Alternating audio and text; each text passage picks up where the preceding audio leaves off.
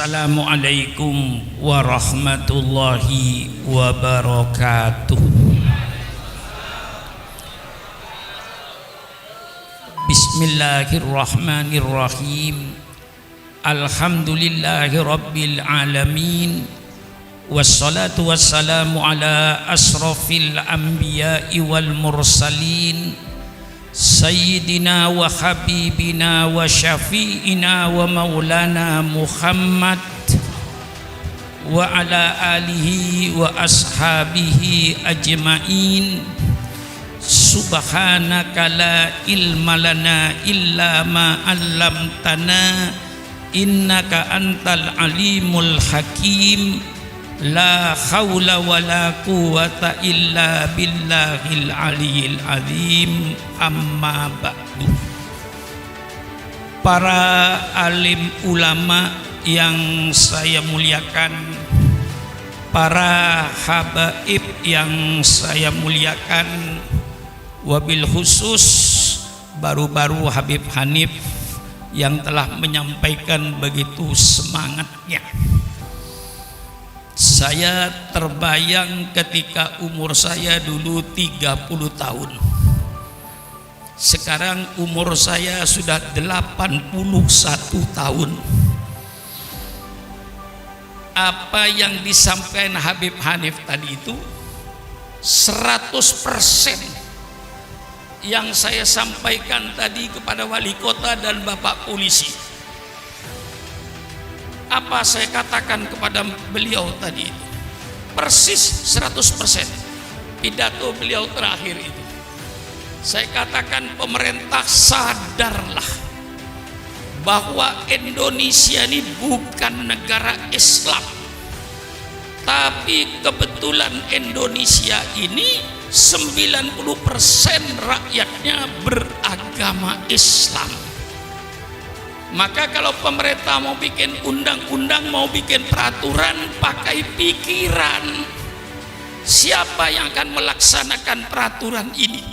Siapa yang melaksanakan undang-undang ini? Kau jangan bikin undang-undang peraturan semau-maunya. Pikirkan dulu, siapa yang akan melaksanakan peraturan yang kau bikin ini? Yang akan melaksanakan 90% beragama Islam.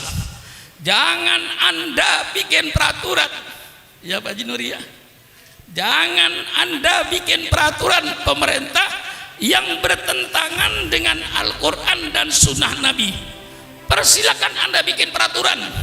Kalau peraturan itu jelas-jelas bertentangan dengan Quran dan Sunnah Rasulullah, umat Islam siap untuk tidak mengerjakan. Persis tadi saya katakan. Nggak ada bedanya. Nah inilah saudara-saudara, alhamdulillah sudah dibangkitkan semangatnya tadi. Sekarang tinggal saya ngisi ilmunya. Ya, sudah cukup tadi dibangkitkan dengan ilmunya, dengan semangatnya. Sekarang saya mau ngisi saudara. Agama Islam yang diturunkan oleh Allah terakhir sebagai penutup, itu syariat Allah dari langit sudah tumplek-blek. Bahasa Jawa ini. Ada orang Jawa enggak? Ada. Orang Jawa itu kalau sungguh-sungguh mesti kata akhir diulang. Kalau orang Jawa bilang kemarin di Jatinegara macet, enggak apa-apa, itu masih jalan.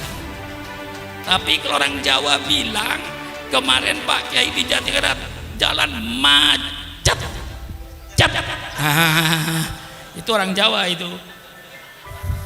Matiin mesin, udah nggak usah jalan, matiin aja mesin udah. Kalau sudah macet, syariat Allah diturunkan oleh Allah sesuai dengan kepentingan manusianya, tidak diturunkan sekaligus sama Nabi Adam. Karena diturunkan sekaligus sama Nabi Adam, banyak yang tidak dijalankan. Zaman Nabi Adam tidak ada undang-undang nyolong. Mengapa tidak ada undang nyolong? Karena zaman Nabi Adam tidak ada orang nyolong. Mengapa tidak ada orang nyolong? Karena tidak ada orang. Untuk apa diturunkan undang-undang nyolong? nggak ada gunanya itu.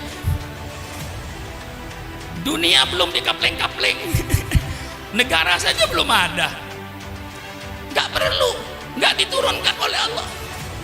Zaman Nabi Adam tidak diturunkan undang-undang perkawinan sempurna seperti kita ini. Mengapa? Karena zaman Nabi Adam tidak ada orang kawin. Mengapa tidak ada orang kawin? Ya tidak ada orang. Siapa mau jadi besan? Cukup Allah kasih kemurahan. Kakak kandung kawin dengan adik kandung, ada kakak dengan adik kandung. Kalau sekarang di Jatinegara ada orang mau kawin dengan adik kandungnya sendiri, itu anak salah lahir. Mestinya lahirnya zaman Nabi Adam. Datang Nabi Nuh sempurnakan, datang Nabi Ibrahim sempurnakan, datang Nabi Musa sempurnakan, datang Nabi Isa sempurnakan dengan kitab Injilnya. Datang Nabi Muhammad, semua kitab ditarik oleh Allah. Maka semua kitab ini sebenarnya menurut Al-Quran sudah tidak ada di permukaan bumi. Yang asli menurut Islam, Injil yang asli, yang firman Allah kepada Nabi Isa, bukan perkataan Nabi Isa, itu kitab Injil. Kitab Taurat itu perkataan firman Allah kepada Nabi Musa, dan bukan perkataan Nabi Musa sebagaimana Al-Quran. Al-Quran diturunkan sempurna, semua syarat Allah tumplak blak, tumplak blak, gak ada sisanya lagi sudah. Sehingga Islam diturunkan mengatur segala-galanya.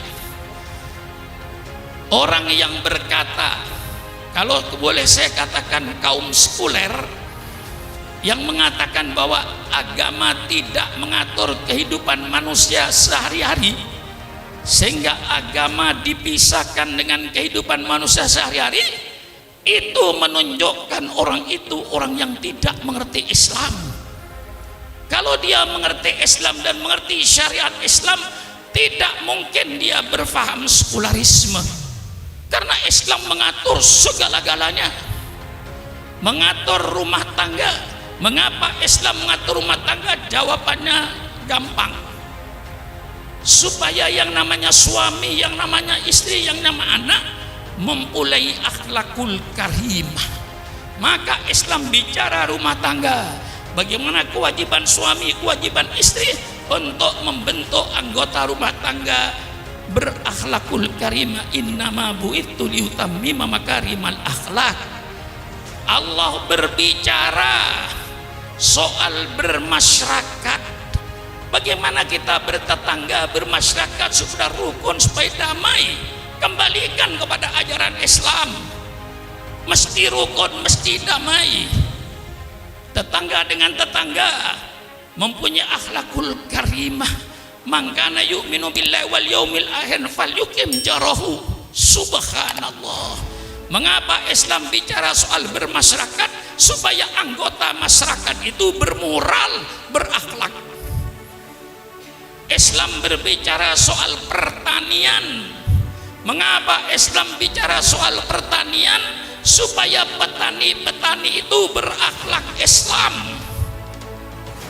Jangan ngambil tanah orang walaupun satu jengkal, akan dikalungkan api neraka. Tanamlah tanah yang milikmu, jangan sampai menanam tanam milik orang lain. Nanti setelah panen apa kewajibannya? Lihat fakir miskin. Itulah sebabnya Islam bicara soal pertanian, supaya petani-petani itu berakhlak, bermoral. Mengapa Islam bicara ekonomi? Bicara soal jual beli, bicara soal koperasi. Siapa bilang Islam tidak bicara soal ekonomi? Orang yang berkata Islam tidak bicara ekonomi, itu orang yang bodoh, tidak tahu syariat Islam. Kalau dia baca Fathul Qorib, dia baca Fathul Mu'in, ada babul bai', bab tentang jual beli, ahallallahul bai'a wa harramar riba, ini ekonomi. Ar-rasi wal murtasi finnar, orang yang menyuap dan yang terima suap di neraka.